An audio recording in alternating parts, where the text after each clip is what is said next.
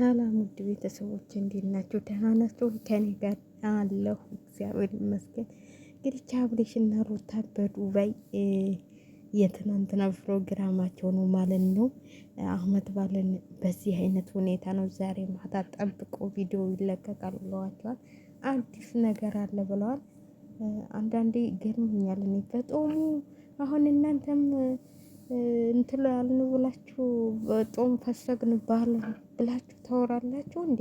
እኔ የሚገርመኝ ነገር በጦሙ አገባን ብላችሁ ተፈልጋችሁ ተድራችሁ የሌለ ነገር አድርጋችሁ አሁን ከጦሙት ጋር እኛም ባልን እናክብል ስትሉ ትናንትና ራሱ በሰላም ባልን እናክብር ስትሉ ሰማኋችሁ። እንዴ ቀላል ነው እንዴ? ዝም ብሎ ባልን ማክበል ባልን ማክበል እኮ መጦም መጠለይ ያስፈልገዋል። በዚህ በጌታችን በመድኃኒታችን ስቃይ እናንተ እኮ የደስታና የፌስታ ነው ያደረጋችሁት ማለት ነው። ማንም ብትሉ ምንም እዚህ ጋር እውነቱን እየተናገራችሁ ሂዱ ማለት ነው። እዚህ ጋር በጌታችን በመድኃኒታችን በኢየሱስ ክርስቶስ ስቃይ መከራ ላይ እነሱ ግን ተሞሽረው ሲደሰቱ ሲዝናኑ ነበረ። ይሄ ነው እንደ ባልን እናክብል አመት ባልን እናክብል የሚለው የምትሉት ማለት ነው። እና ለማንኛውም እንኳን ደስ ያላችሁ ብለናል። ግን ባሉን አታልክሱት ማለት ነው።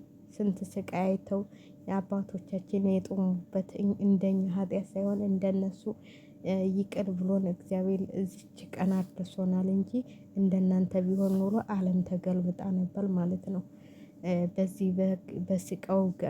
በስቃው በገብርኤል ማማት ነው እናንተ እንትን ያላችሁት ስቃይ በታየበት እንትን ነው ሰልክ ብላችሁ ስትደሰቱ ስትጨፍሩ ስትቦልቁ የነበራችሁት ማለት ነው። አሁን ደግሞ ባልን እናክብል ባልን አከበል።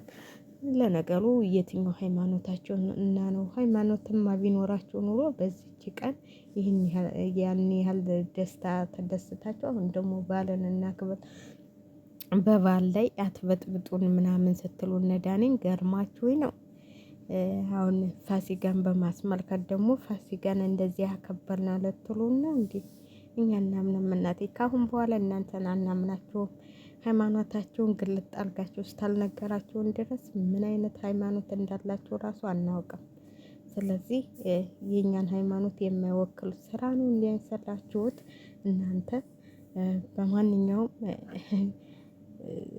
እግዚአብሔርን ዝም ብሎ አይደለም መጥራት ማለት ነው። እግዚአብሔርን ትንሽ እያመኑ ነው እግዚአብሔርን ማለት ያለባችሁ እንጂ እናንተ እግዚአብሔርን ትላላችሁ 30 ጊዜ።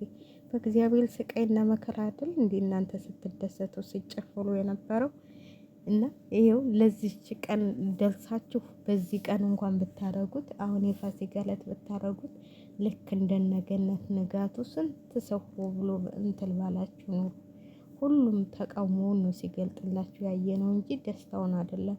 ለምን በማይሆን ነገር በማይሆን ቀን ያረጋችሁትና ለዚህ ቀን አድርሷችሁ በዚህ ቀን ብታረጉ ኑሮ ደስታቸው እጥፍና ድርብ ይሆን ነበር ብዬ ነው የማስበው ማለት ነው። እናንተ ግን የዕለቱን ያያችሁት። ከዛ ላይ ይሄ ሁሉ ደስታ ይሄ ሁሉ እንትን ከቤተሰብ ተለይቶ እኔ ምንም አይመስለኝም። እኔ ምን አይነት እንትን እንደሆነ አላውቅም እንጂ እናት አባት እያለ እናት አባት በህይወት እያሉ ያንቺም ሆነ የሱ እያሉ እናት አባቶቻችሁ እናት አባት ተመርቃችሁ በእናት በአባቶቻችሁ መታችሁ ተመርቃችሁ ከዛ በኋላ ነበር ሰርጋችሁ ዱባይ መታችሁ መጽናናት ያለባችሁ እንጂ አሁን ያ ሁሉ አልፎ እናንተ እንደዚህ ነን ብትሉ እኔ ምንም እንትን አይለኝም። ምንም አይገባኝም። በበኩሌ እኔ ምንም አይገባኝም ማለት እኔ እንደዚህ አይቼም አላውቅም ብዬ ነው። እንግዲህ ይቅርታ አድርጉልኝ። እኔ ወዳጁ የሆናችሁ ይቅርታ አድርጉልኝ። እኔ እውነቱን ነው የምናገረው፣ ውሸት እኔ አልናገርም። ስለዚህ ትክክለኛ ብትሆኑ ትክክለኛ ሃይማኖት ቢኖራችሁ ኑሮ በዚህ ቀን ሰርጋችሁን እንደዚህ አታረጉም ነበር ብዬ ነው የማስበው። ይኸው ለዚህ ቀን ደርሳችኋል አይደል? በዚህ ቀን ብታረጉት ራሱ እንዴት ደስ ይል ነበር። በፋሲካ ብታረጉት የትንሳኤ ዕለት ብታረጉ ኑሮ እንደዚህ ካባቸውን እንደለበሳችሁ እንደዚህ እንዳማራችሁ የተንሳኤ ዕለት እንዲጨፍር እንደዚህ ለብሳችሁ ሰርጋቸውን አደርጋችሁ ጭፈራውን ደግሞ ወይ ዛሬ ወይ ምናምን ብታረጉ ኑሮ አሪፍ ነበር ብዬ ነው የማልፈው። እስቲ የዛሬውን ቪዲዮ ደግሞ ዛሬ አዲስ ነገር አለ ብላችሁና መልስ እንጠብቃለን ማለት ነው። ዛሬ ደግሞ እንግዲህ የማዳም ቅመም አንዷ የ6 ወር ደሞዜን ጨርሼ የያዙ 2 አመት 3 ወር ብቻ ነው የያዝኩት ሌላውን ለእነሱ ድግስ ነው ያወጣሁት ብላለች። የአንዷ ደግሞ ዛሬ ምን እንደምትል እንሰማለን ማለት ነው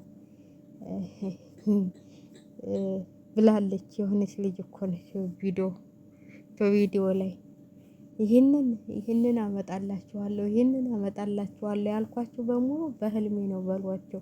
በህልሜ ነው ምንም ላደርግላችሁ አልችልም ብላለች። እና ቪዲዮ ላይ አይቻለሁ። እዛ ስንወጣ ብሩን አፍሰን የምንሄድ ይመስለናል እና ዋሽተን እንመጣለን። ግን እዚህ ስንመጣ እናቴ ግራ የገባው ሆኖብናልና ግን ተመስገን ዋናው ጤናችን ነው እንጂ መቼም ከኢትዮጵያ ሳይሻል አይቀርም ብንሰራ። ኢትዮጵያም ደም ተፍተን ሰልተን አይደለም በወልፉ 5000 4000 የሚከፈለው። ስለዚህ ይሄ ይሻላል ብዬ ነው የማስበው። ሁሉም ጋር ያው ቁጭ አንልም። ስለዚህ አሬኪ ደግሞ ውስጧን ትነፋታለች ብዬ አስባለሁ። እኔ ኢትዮጵያ ተቀጥሬ ከምሰራ እውነቴን ነው የምላችሁ 40 ክል 30 ጊዜ ተቀጥሬ ብሰራ ይሻለኛል። ለምን ብዬ እላለሁ።